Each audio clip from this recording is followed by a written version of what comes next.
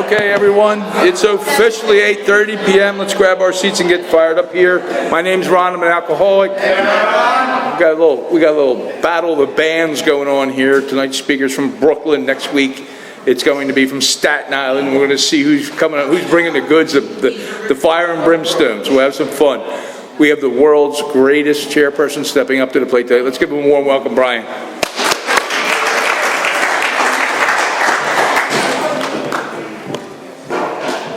Okay, good evening, ladies and gentlemen. Welcome to the Conscious Contact Speaker Group of Alcoholics Anonymous. My name is Brian, and I'm an alcoholic.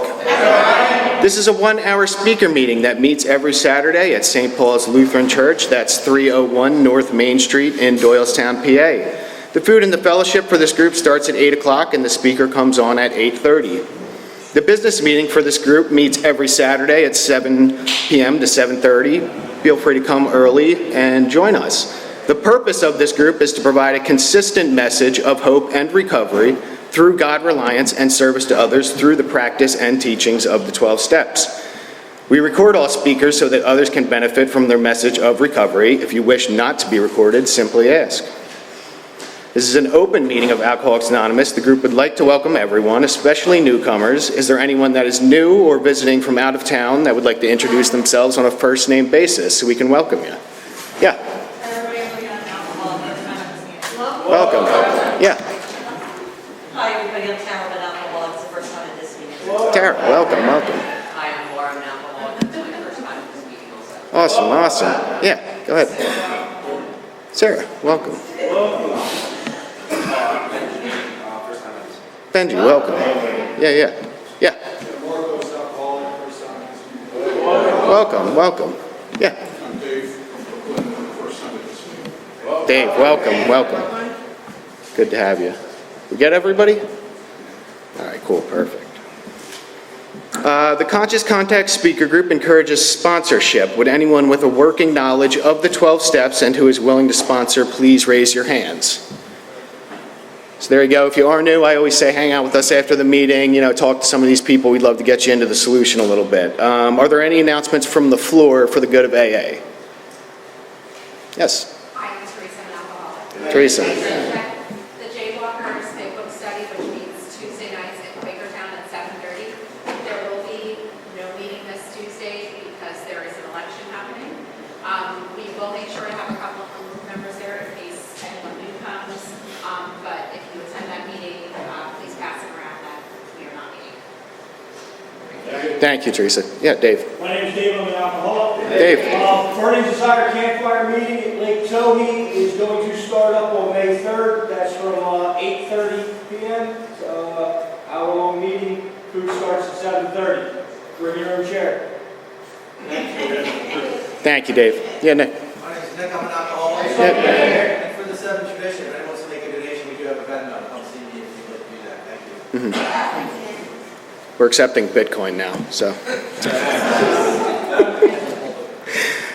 This group has a sister group. It's a big book study that meets every Thursday at 7:30 right up the road here. That's at Salem UCC Church, 186 East Court Street, and the coffee for that meeting's on at 6:15. So again, feel free to show up early and join us. We have meeting lists and big books on easy terms. Please see me or any home group member after the meeting. If you cannot afford a big book, the Conscious Contact Speaker Group will give you one at no charge. Anyone willing to make donations for the purchase of big books and CDs to help those who can't afford them can put their donations in that jar on the back table marked big book and CD donations. All CDs are available free of charge. Please subscribe to our YouTube channel, the Conscious Contact Speaker Group of Doylestown. We post the speakers from this group there. We also post speakers from a step meeting we have on Monday at 6 o'clock in the room right next to here.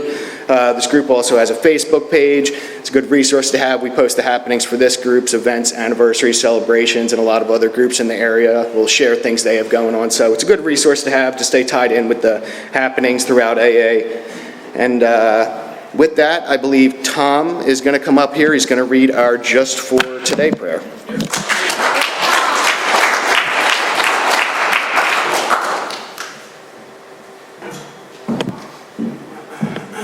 I'm Tom, I'm an alcoholic, and this is the Just for Today prayer of recovery. Just for today, I will be agreeable. I will look as well as I can, dress becomingly, talk low, act courteously, criticize not one bit, not find fault with anything, and not try to improve or regulate anyone but except myself. And then help me introduce Jim to read the preamble.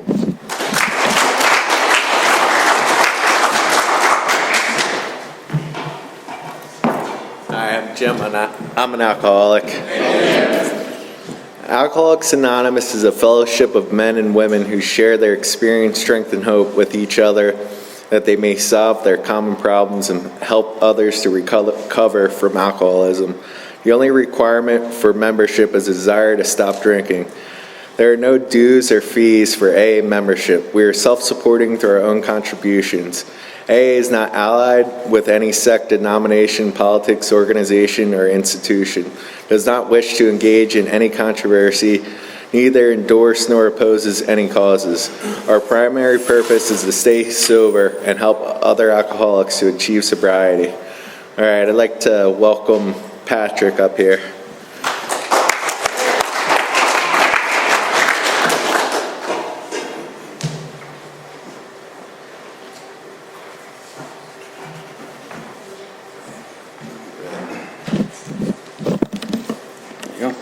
My name's Patrick. I'm an alcoholic. 12 steps of recovery for Alcoholics Anonymous. 1, we admitted we were powerless over alcohol, that our lives had become unmanageable. 2, came to believe that a power greater than ourselves could restore us to sanity. 3, made a decision to turn our will and our lives over to the care of God as we understood Him. 4, made a searching and fearless moral inventory of ourselves. 5, admitted to God, to ourselves, and to another human being the exact nature of our wrongs. 6, we're entirely ready to have God remove all these defects of character. 7, humbly asked Him to remove our shortcomings.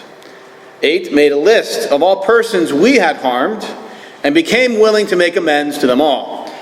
9, made direct amends to such people wherever possible, except when to do so would injure them or others. 10, continued to take personal inventory, and when we were wrong, promptly admitted it. 11, sought through prayer and meditation to improve our conscious contact with God as we understood Him, praying only for knowledge of His will for us and the power to carry that out. 12, having had a spiritual awakening as a result of these steps, we tried to carry this message to alcoholics, to practice these principles in all our affairs. Who's next? Okay, come on up, Brian.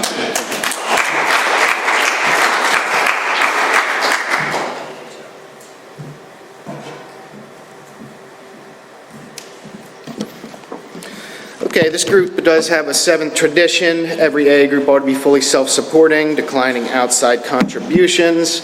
At this time, we'll see that the basket makes its way around. There are no dues or fees for AA membership, but we do have expenses, and your contributions do help us to cover the cost of food, rent, big books, CDs, events, workshop, and things, so we do appreciate it. There's no smoking on the church property. That's the church's policy. We have a good relationship with the church, and they just ask that we be respectful. So just be considerate of that when you're coming and going from the meeting. Please take a moment to silence all cell phones and limit movement during the meeting to avoid distractions. And now to introduce our speaker for tonight, a good friend of the Conscious Contact Speaker Group on loan to us from the King's Night Workers Group of Brooklyn, New York. Please help me welcome Guy D.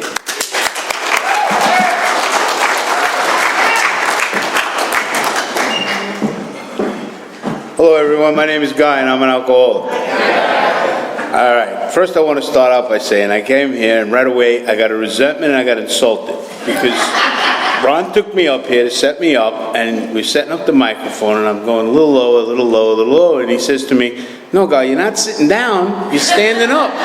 Now I get it, because there was 7 other guys come up here and that guy Jim, the microphone was somewhere in his belly button. And now I understand, so I apologize for all you tall guys that had to hunch over for me. But thank you for making me feel comfortable.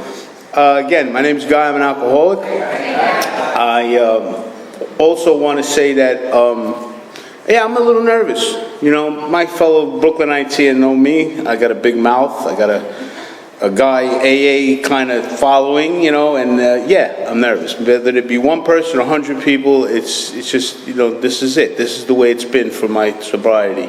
I've been sober since March 1st, 2010. and ever since then, my whole demeanor has changed thanks to that book. That book that's in the back there, I'm surprised there's not one up here. That big book saved my life. So I'm going to start off by telling you a little bit about what happened, or what I started out like. Well, I'm going to say this. Listening, I've been to a lot of meetings. I've had a blessing of a lot of amazing people. And for me, I say God a lot.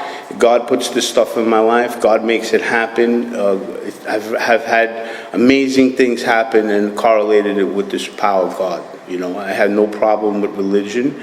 Well, I did have a problem with religion. I was religiously educated. I came into this program with a problem with God because I was very confused and I didn't understand. There was too many conflicting messages. And you people brought me back to where I needed to be so that I can rely on it as a source of energy, sense of direction, good orderly direction, all the stuff that I got from you guys, Also, about God. I say God a lot, and I always like to start by saying, if you're having a problem with God and you hear me say God, don't close your ears. Just think of the gifts of desperation that brought me here.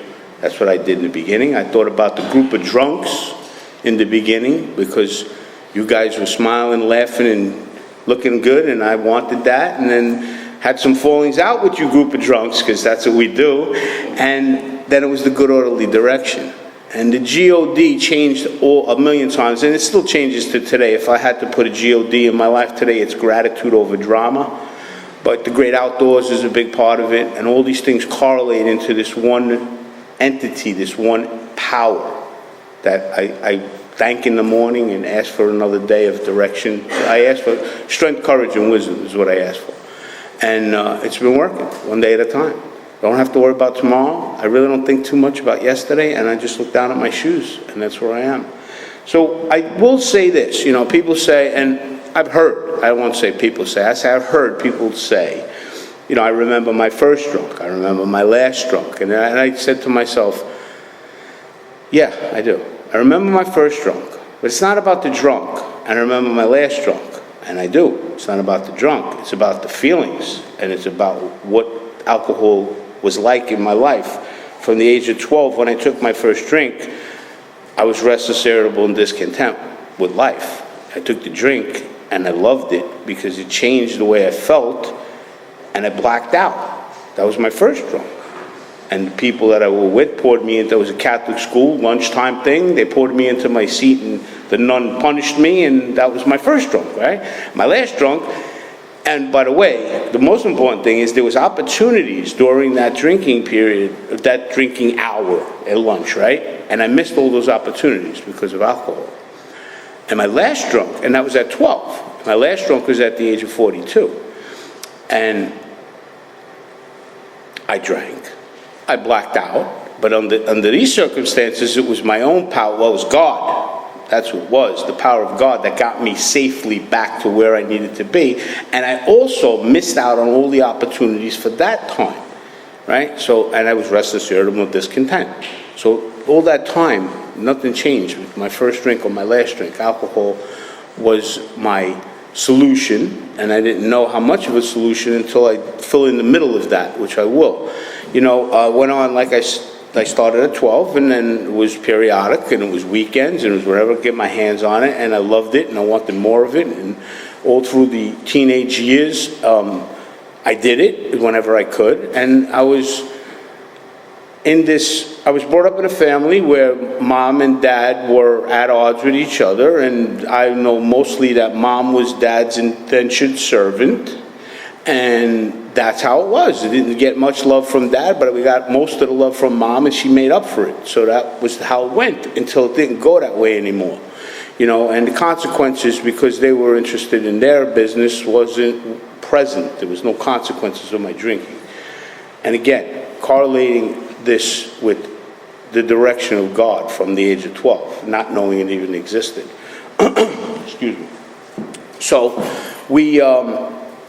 17, mom and dad finally had enough of being at odds with one another, and dad called myself, I was 17 and my sister was 14, called us in from a day of playing, and he brought us into the basement where mom was drinking, because she had enough, and she had a problem, we never knew.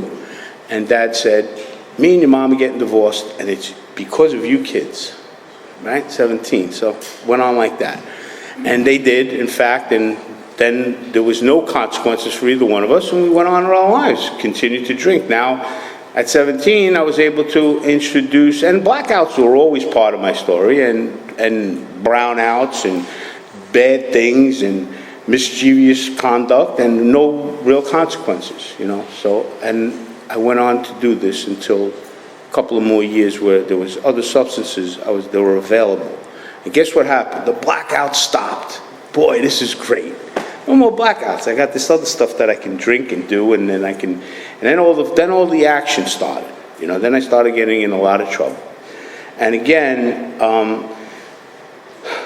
blue-collared family, right? Police officer, dad, retired cop, a lot of friends. I had a lot of get-out-of-jail-free cards. I had a lot of people watching out for me.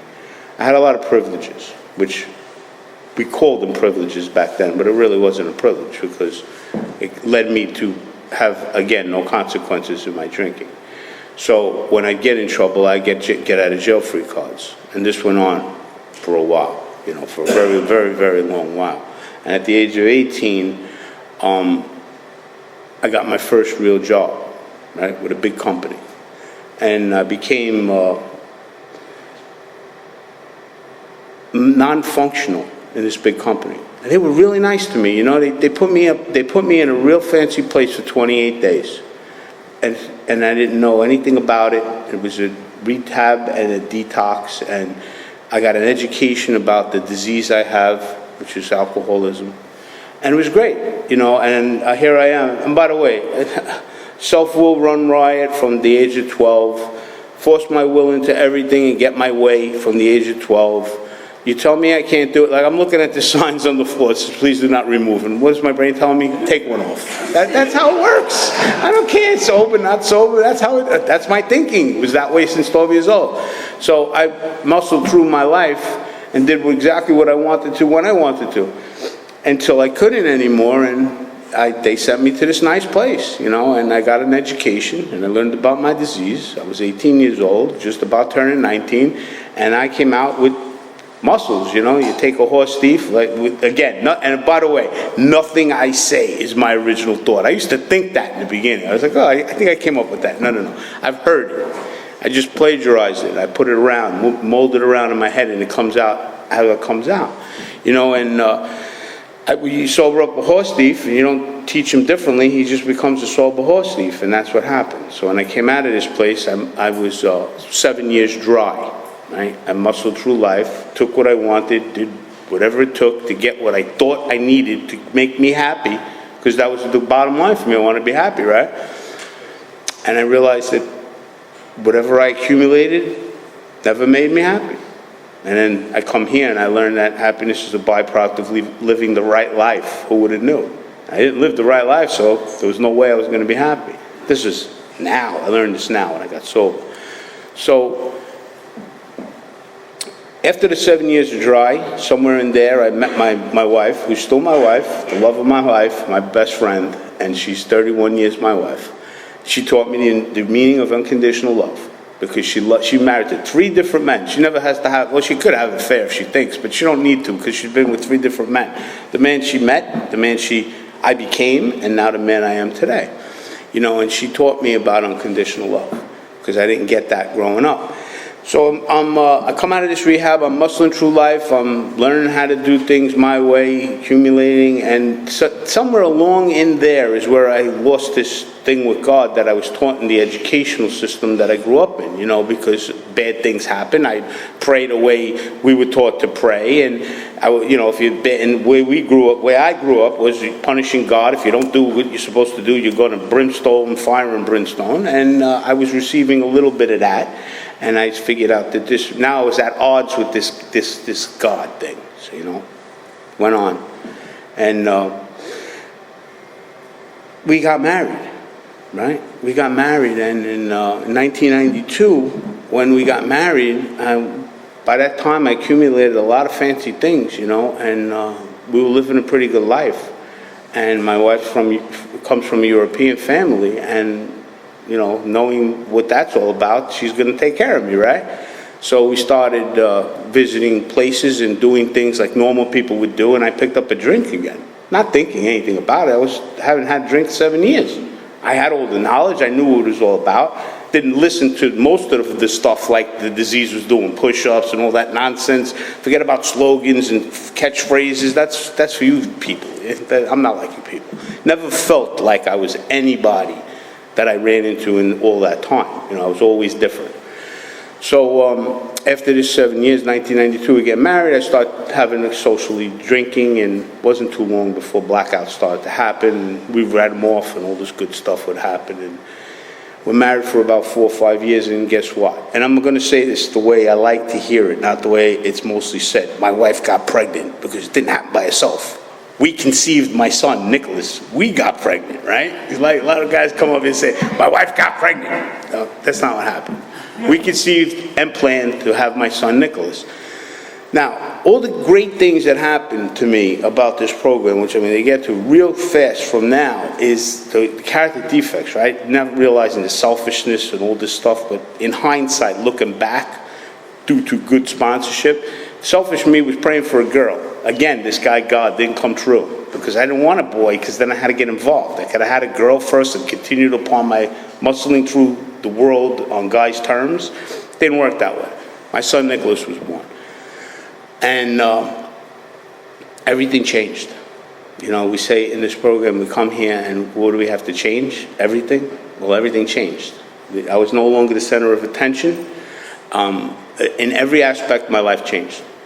And then I became, now with this social drinking under my belt and forgetting about the blacking out, I decided it's a good idea to start visiting places that I really shouldn't be visiting as a married man, and hanging out with people that I shouldn't be hanging out with as a married man.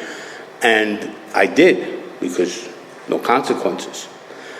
And that's when the other man came into my wife's life, and took 7 years of this dabbling into the last 3. It was a 10-year run, right? And in that 10-year run, I managed to do everything that I despised, be in places that I would have never imagined. I wouldn't, you know, if they were burning, I would have passed them, and I was demoralized and demeaned in every which way you could possibly. Listen, I had movie quality times. And I'm not a war story guy. You know, if you want to hear anything else, stay here till 12 o'clock tonight. I could tell you some movie quality times that happened in the time that I was drinking and doing other things. And that was not enough to make me happy. Still not happy. Now my daughter's conceived. My son was born. My daughter's conceived. It got worse. And somewhere in the middle of 2005, we had an intervention. And I have a business. I had a business through the whole thing. This was, by the way, the big job that I had after they were nice enough to send me away. I decided to become silent partners with them. And I had people, again, always had people looking out for me. I always had get-out-of-jail-free cards, and I was told, you might want to exit stage left before you exit in handcuffs.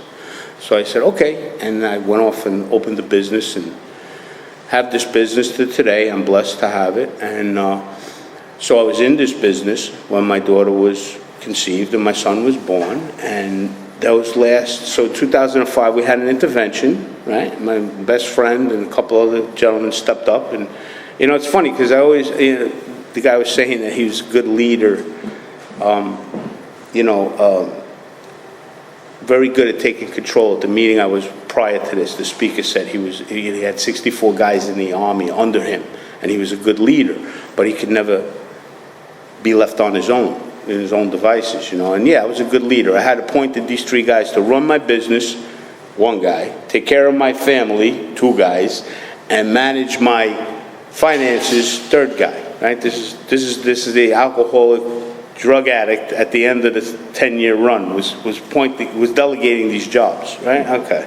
So that didn't work out so well, because I went to that rehab and I put myself in Christmas, December 15th, because it was convenient, because it was a sad time of the year for me, because I can't be acting the way I act at Christmas time. So I go over there and we go into this place. And I got a lot of knowledge in this place too. The only problem was it wasn't the kind of knowledge I got at the first place. It was about being a better chemist and learning to do things differently with other substances so I might be able to still do what I wasn't supposed to be doing and just not get in so much trouble. That's what I got out of that place. What a shame. Because I came out and I did. For the next 3 years, I never took a sober breath. I never took a dry or clean breath for 3 years. And all the get out of jail free cards went out the window. I went from getting pulled over DWI and having my car parked for me and driven home to being arrested and spending a weekend in jail. And all the people that were stepping up to protect me no longer wanted to be going down with the ship. And now the consequences started to happen. And now that guy God was gone. I had nothing to do with him, and me and him were at odds.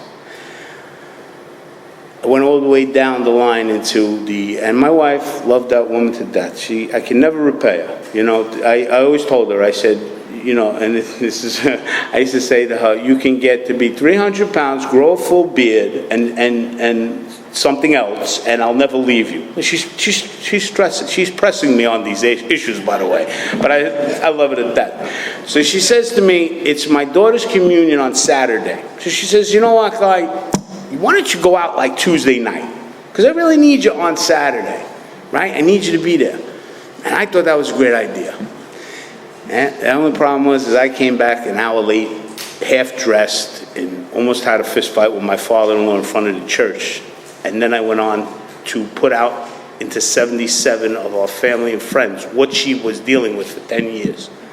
I made a mess. People were horrified. They were horrified. When it was time to say goodnight, half of them left without saying goodnight. When it was time to say hello, when they came, half of them were like, what the hell is going on? I was a mess. I ruined this. I destroyed this thing.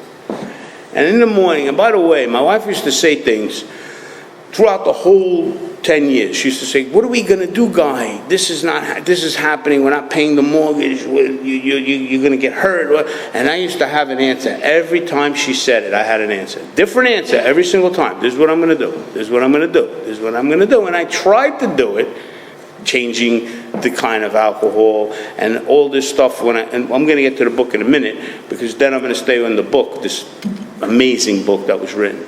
So she said, what are we going to do? And I had an answer. I'm going to drink only on the weekends. I'm going to drink one drink an hour. And I tried, honestly tried every single thing. Nothing worked. So finally, the morning that I woke up Sunday morning from this communion, my wife is an Italian family. By the way, obviously you know I'm Italian. I'm talking with my hands, right? All right, so Italian wife, she's in there making the sauce in the kitchen. I walk downstairs, 11, 12, whatever time. I'm like, again, right away, sorry, honey. And she's like, it's okay.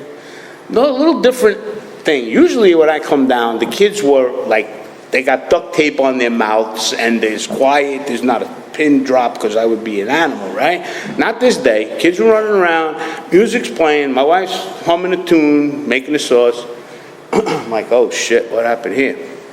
I said, what's going on? She goes, no. She goes, it's okay, everything's good. I said, I'm sorry, she didn't want to hear it. Excuse me. She says, that phone's been ringing all morning. There's people that want to take me in. The people want to give me shelter. Some of them want to kill you for me, and I'm good. She goes, I don't know what you're going to do, but you better figure it out. No more we. The we went out. That's why I like this program, because it's a we program, right? I got sheltered in the we program. So I was like, okay, and I put my tail between my legs and went in the living room, and then get a lot of God for me. You know, how does this happen? A 7-year-old kid, my daughter, says to me, I said, did you have a nice time at your party last night, Jay? John is her name. I call her Jay.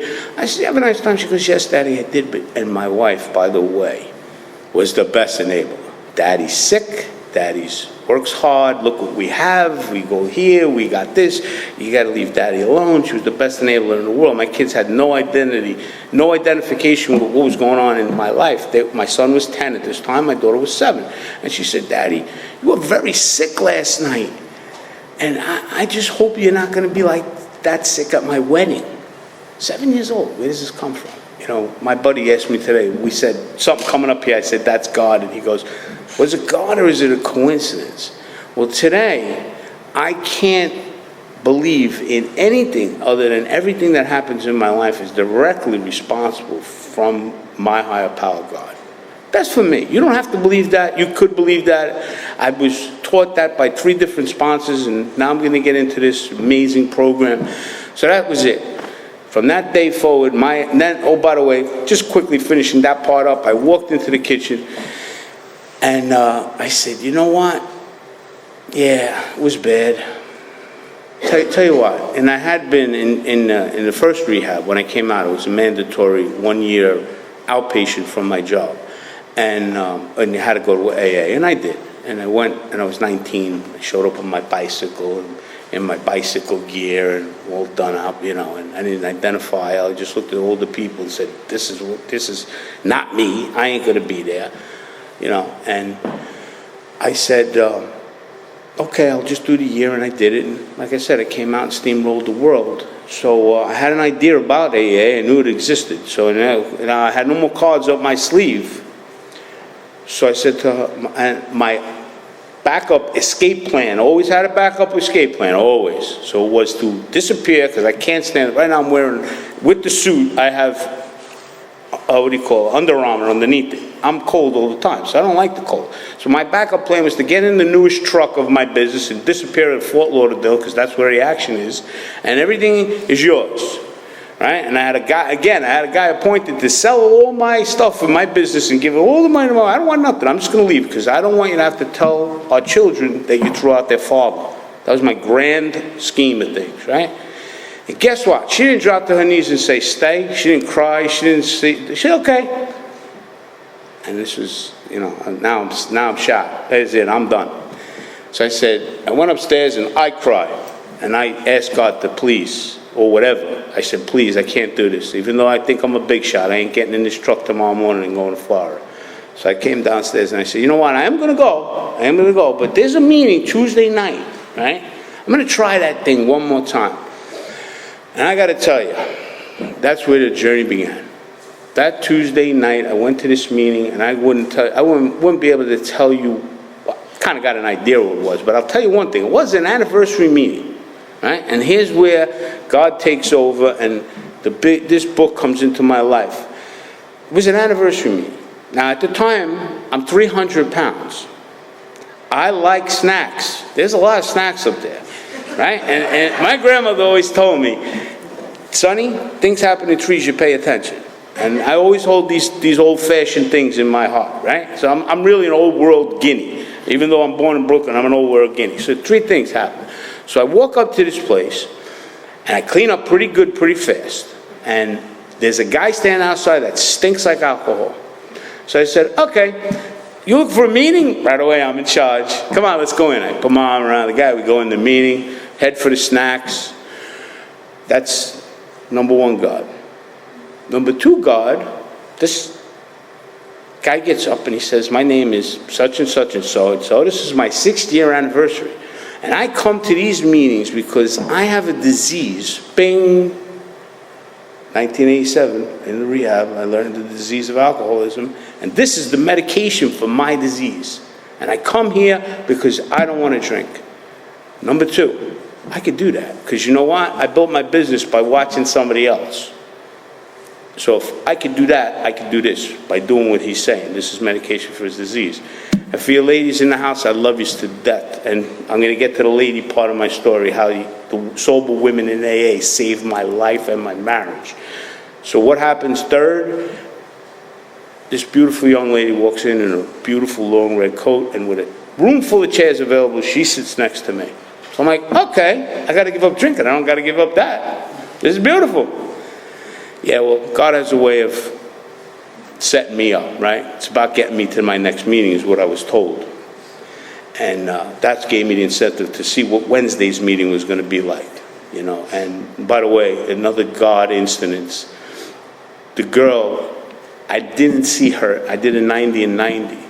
I didn't ever run into her again until my 91st day. And I walked into a meeting and there was only 1 seat left, and it was next to her. And then we became friends, and I told her the whole thing about it, and I made a little bit of an amends for thinking that way. And this is God working for me. It has to be. Forget this coincidence stuff. It doesn't happen for me. So I go to my second meeting, and God just keeps setting me up. I go there, and the guy's there, and he's talking to me, and I know him from the outside, and I'm thinking that somebody talked about me and it just keeps happening. And I go to my second meeting, and people are welcoming me, and come sit over here, and bringing me coffee, and second, third, keep going to meetings, going to meetings, going to meetings. And then I find that, now I have to be a guy that's all in. When you want me to do something with you, want me to play pool, I got to go out, I got to buy every pool thing, every shoes. You got pool shoes, I'll take the shoes. Whatever I got to have, I got to be set up. So this is the way of my life. I'm obsessive compulsive, and this is it. So now I'm coming to this program, and I'm hearing about this thing. You got to get a sponsor, you got to get a home group, you got to do all these things. So I want to be able to be part of the club, right? You're making me feel welcome. I want to really feel welcome. So I start doing these things, right? So I get this home group, Kings Night Workers. I get this sponsor guy the guy that I met on the outside, I met this guy, and I did a job for him, and it went bad. And we were supposed to have, it was going to be you guys are from Jersey, so I'm going to tell you in Brooklyn, we're going to have a problem, right? We were going to have a problem. And a mediator got in the middle and kind of extinguished the problem. But all of a sudden, the truck window was broken in my lot 2 weeks later, mysteriously, so I don't know what happened. But anyway, I run into this guy at one of my first meetings. And he comes in late, and I'm sitting down, and I'm beat up now at this point, and I'm like, what am I going to do now? There's no mediator. And the guy after the meeting, and I'm doing this the whole meeting, I'm looking over my shoulder, and I jump up, and he comes over, and he gives me a hug, and he says, welcome. Welcome? What do you mean welcome? I thought I was going to get a smack. I got a welcome. I said, okay. This guy went, and then he started to do what was needed by God's hand. He wasn't telling me what to do. He was showing me what to do. He was telling me where he was going to be. He was making me get interested. He was giving me something to work for, Never told me what to do, ever. And I don't know, 2 days, 3 days later, I said, all right, let me check this list off. I asked him to be my sponsor. He goes, no. I'm nobody's sponsor. Perfect. You tell me no, we're in. That's it. I called him my non-sponsor. Right? That's my non-sponsor. It was a beautiful thing. What a relationship. The guy, and the funniest thing is, it's so tied in. The guy looks like me, talks like me, acts like me. And he's sober at this time 25 years when I met him, right? 25 years. My non-sponsor. And then we start getting into a relationship, we start going through, he gives me the big book, he gives me all the things that you give a sponsor, okay? Doesn't tell me nothing. I meet my step sponsor. Now I start with the book. Read the first 164 pages, okay, I do that, didn't understand a word of it, couldn't tell you nothing. And I'm lost. Now, what do? I'm lost, I can't read, I can't comprehend. To this day, I'm a bad oral reader, it doesn't matter, it's not what I need to do. So I run into, now this guy, my non-sponsor, he taught me about road tripping, like this. He says, come on, we're going to Staten Island. Okay, go to Staten Island, get in the car with this guy, and I'm talking, with kind of nonchalantly talking. Long story short, he introduced me to Joe and Charlie tapes of AA. Right? Tapes, because that's when I started doing tapes. He gave me the tapes. I listened to them 100 times. 100 times. I learned about that book.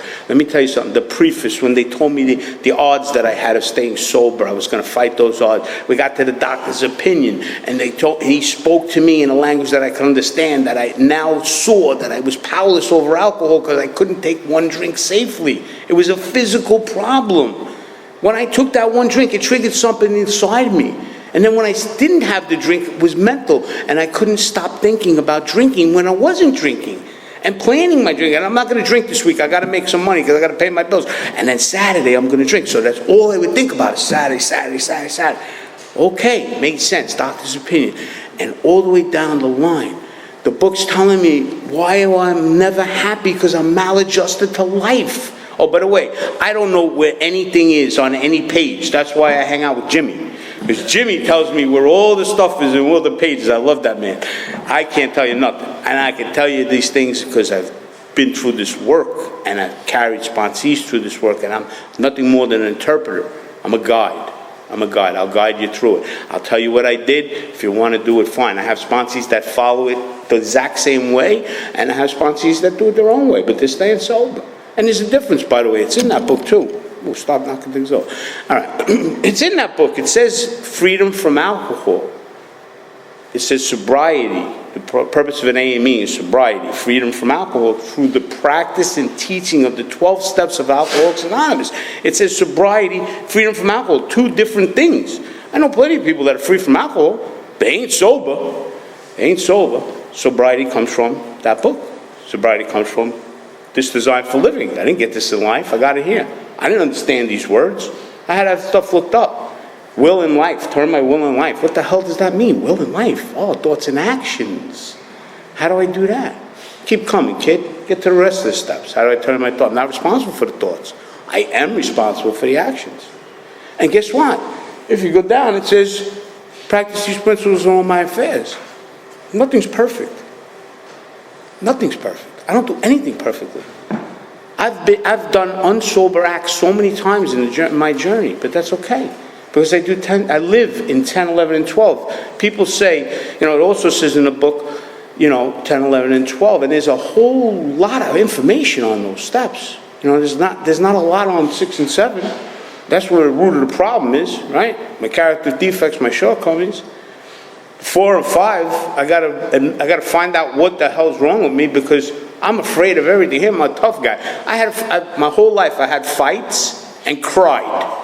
Whether I won, lose, or draw, I would cry through the fight. Why? Because I was afraid. I didn't know I was afraid. Yeah, you couldn't get me to say fear. Fear? Me? I'm not afraid of nothing. No, I'm not afraid of nothing. I'm afraid of everything. Selfishness. Selfish. Do you see what I provide for my family? Just because I go out, did you see me make Thanksgiving dinner? I made Thanksgiving dinner. I went out and dumped the garbage and came back 3 weeks later.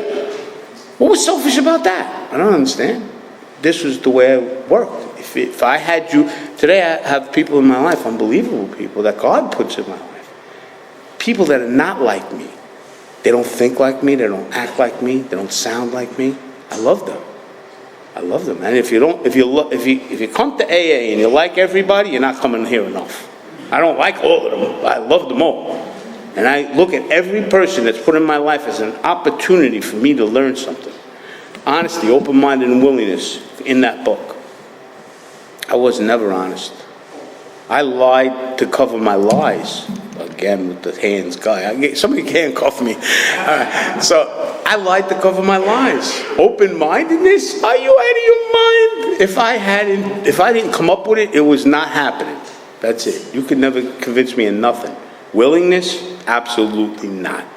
The only time I was willing is if I knew something was coming to me in the end of it. That was it. But today I try to live my life that way. They told me when I came here, happy, joyous, and free. He said, read this book and do what it says, and you'll become happy, joyous, and free. Well, you got me on happy, because I've been trying for 42 years to find happiness, and I couldn't. No matter what I did, the movie quality times, the accumulation of nonsense, and I call it nonsense. Because if you ask me what my life is, what I have today, my possessions are not. I'll give anything to anybody. What holds in my heart is my wife and my 2 children and the friendship of the people who love me in this fellowship. That's it. That's it. That's all I need. People ask me today, how you doing, guy? And I say, I never had it so good. And it comes from an old timer who used to say that, and his son was murdered in prison. And I knew the pain this man went through, and I used to go over to him and say, why are you bullshitting these people? You never had it so good. That's a lie. And he put his arm around me and he said, kid, keep coming. And the pandemic happened, and it was 10 years sober. And selfishness has not left me. I'm selfish. It doesn't run my life today. So I said, what am I going to do? I go to meetings on a daily basis. There's no more meetings. So I come up with an epiphany that I had brought meetings to parks in our neighborhood in Brooklyn. a couple of times. Again, on Thanksgiving, there was no meetings open, so selfishly, I wanted to be at a meeting, so I brought chairs and I went to a park. And I did this a couple of times in my sobriety, so I figured it was a good idea to do this, and it turned into 9 meetings a week in a park underneath the Verrazano Bridge in Brooklyn, where a man came into my life that I was looking to have a relationship. You know, they say, if you want what somebody's got, go get it. Well, there's a man in this place that I loved the way he navigated and what he had, and I wanted it. Busy life. We all have busy lives. But guess what? He wasn't working through that pandemic. He was with me almost every single meeting. We got to be good friends. He's an amazing, powerful example in God for me in my life. And that was a miracle of that. And I had the biggest spiritual awakening in my life. Having had a spiritual awakening, I've had many. Of the educational variety, of the white light experience, it's all come from reading and practicing these principles and learning what's in that book and having it explained to me by 3 different sponsors. I forgot my other sponsor, who somewhere in the middle was a spiritual guy. He's the guy that connected me to God. He's the guy that sat with me for hours and said to me, if you don't believe, is that it? Oh, sorry. No, just kidding. All right. The guy sat with me and said, all right, tell me how you're here. How are you here? You told me all the stories. You told me your 5th step, where you did this, where you did that, how the jails, the institutions, and the death, because I did die. They brought me back. I did die. How did that happen? Explain it to me. I had no answers. I had no choice but to concede to this man that there is something out there. And people say they don't know. Again, it's come from the last speaker. It's still ringing in my head, the meeting I went to before this. He doesn't understand about this, why he was spared, why he's doing. I know why. Because he wants me to convey a message of hope to somebody who's sitting in this room right now and saying, this ain't for me. I don't look like that one. His guy's ugly. She smells. I don't want to be near these people. You people are crazy. You know where I live? You know what kind of car I drive? That's all the stuff that happened. That's what happened to me. But yet, alcohol, powerless over it, didn't believe it. My life was unmanageable. Well, if you don't pay your mortgage for 76 months, you might be unmanageable. You know, if you get sober and you owe $500,000 in bad debt, you just went bankrupt and you couldn't incorporate that into your bankruptcy, but you still have to pay that money. How the hell is that going to happen? Well, there's sponsors. I had 3 of them at the same time. Not 3 sponsors like Fire One High. I don't believe in that stuff, because if you do, some people owe me some money for sponsorship. I ain't never got a dime, so I don't know about getting fired. Most valuable thing I can give you is my time, and I give it freely because that's what you guys did for me. You gave me your time, right? And this guy told me I could either worry about all that stuff, or I could just worry about not picking up a drink one day at a time and learning this design for living and changing everything in my life. And of course, tough guy from Brooklyn, I started with the small stuff that I could care less about, right? And now today, willing to change anything, willing to do anything. I go to bed at 6 o'clock at night. I just want to let you know that. I get up at 2, 3 o'clock in the morning. That's how my day starts, 5 days a week, a little later on the weekends. So my friends laughed at me when I said I was coming here 2 weeks ago because my friend Jimmy was speaking here. They're like, you're not coming.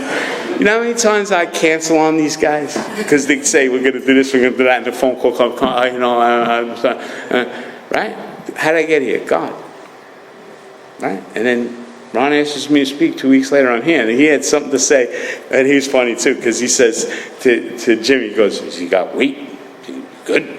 Jimmy's standing next to me. What's Jimmy gonna say? He goes, yeah, he's good. So I walk out of here, and Jimmy goes, well, you know, you gotta talk, make sure it's a big book, and I go, all right, Jimmy, take it easy, whatever. Don't worry. He's more worried than me. And he says, nah, you know what? No matter what, just don't suck. I said, all right, Jimmy, I'm gonna try not to suck. That's it, because my experience with speaking, and then somebody else said to me, it's funny because, and I left out so much, and that's okay, because this isn't rehearsed, even though I went through this over and over in my head for 2 weeks, and every time it started, I had to stop myself and say, stop it. They don't want to hear what you have to say. They want to hear what God wants you to say, what comes through you. I am a vehicle of God's. To each one of you, hear something different. No two people here hear the same thing. I've learned this because people have come up to me and say, I love what you said about this, this, and that. And I'm like, that can't be. I didn't say that. I don't even remember that happening. God is using me. Now that's my purpose. My purpose is to stay sober and to help other alcoholics achieve sobriety. I never had a better life. I never had it so good. My business has never been better. My love of my wife. And by the way, I forgot to add the part in that I said I was going to add in. My wife, married 31 years.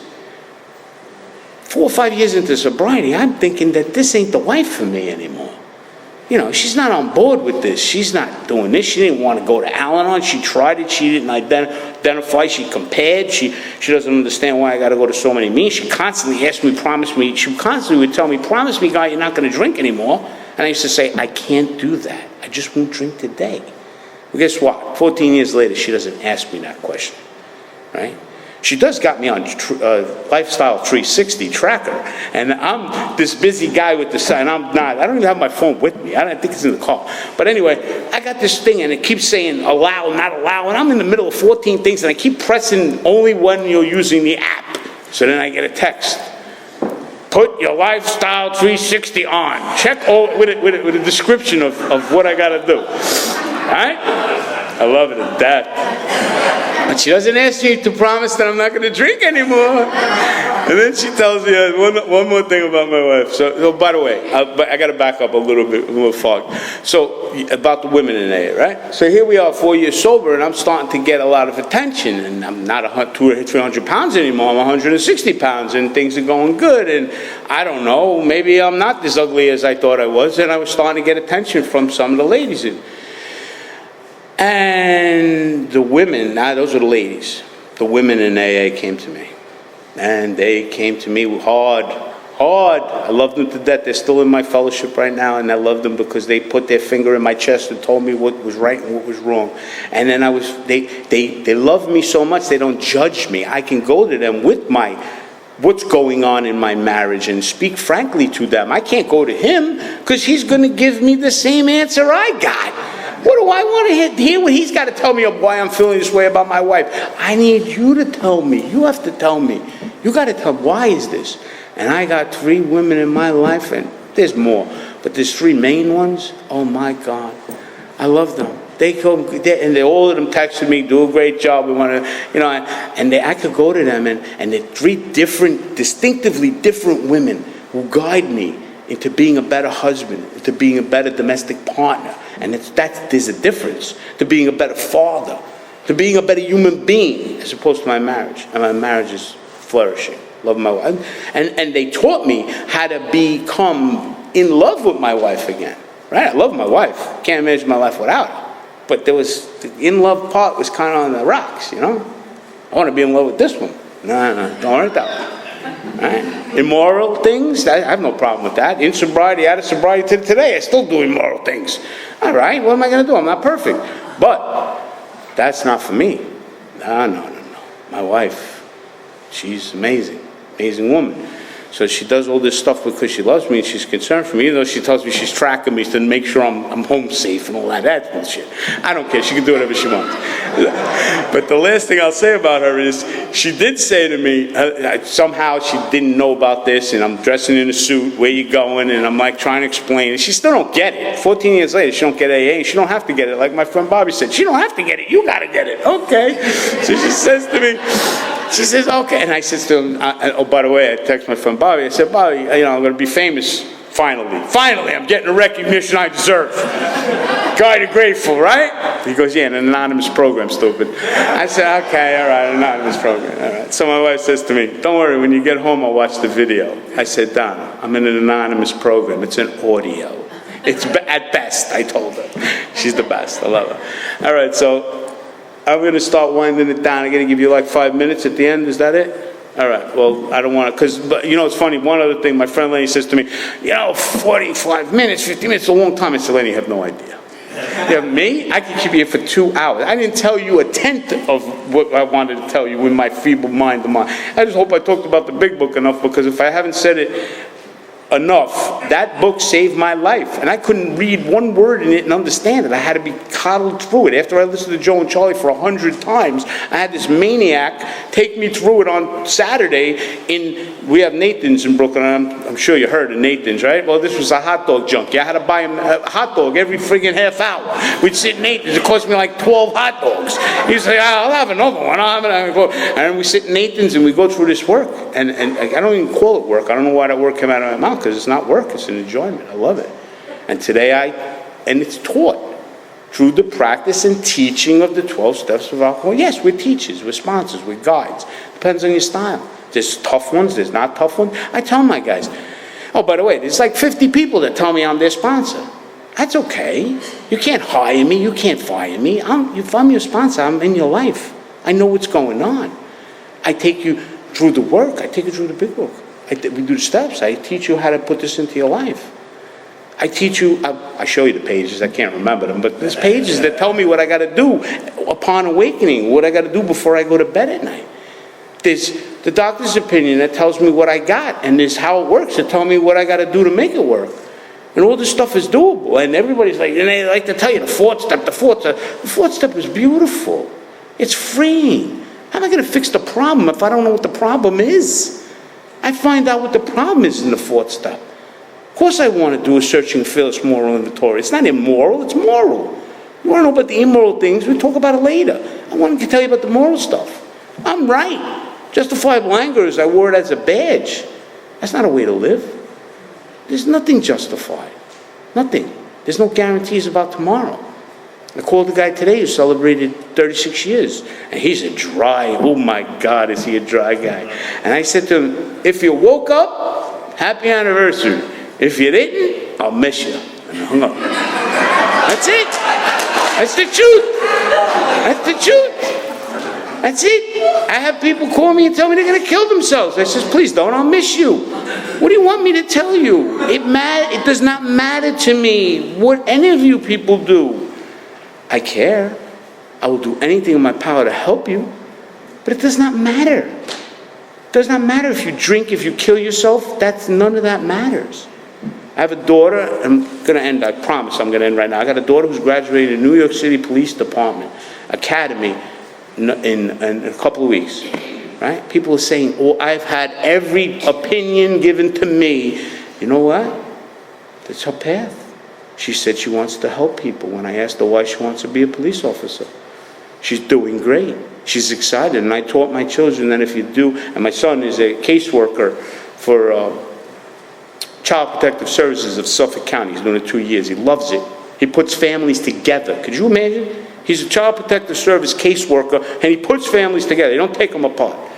And the kid loves what he does. Both kids are doing service. I don't know how. I don't know why. There was 7 and 10. I just concentrated on not drinking one day at a time, and the rest of it happened. I love the life that I got today. I really do. I couldn't imagine a better life. A life beyond my wildest dreams. Wow, I can't imagine. And it keeps getting better. Thanks for letting me share.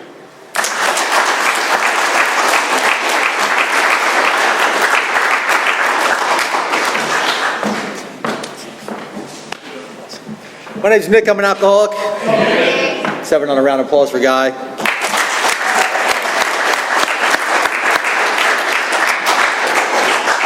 And welcome home. As you guys know, the Food and Fellowship starts at 8 o'clock, so please come early and join us. We always have service positions available. We do have a service commitment on Sunday nights at a treatment center. If you're interested in that, come see us after the meeting. It's customary for us to form a line, so we usually line up here in the front here and thank our speakers. They come here at their own time and expense, so we could do that. And if you'd like to help with some service, all the chairs go away on the rack. Whatever's left over will go in this closet up here. All the chairs at the tables will stay where they are. And I thank everybody who was in service tonight, and we have a nice way of closing if you care to join us.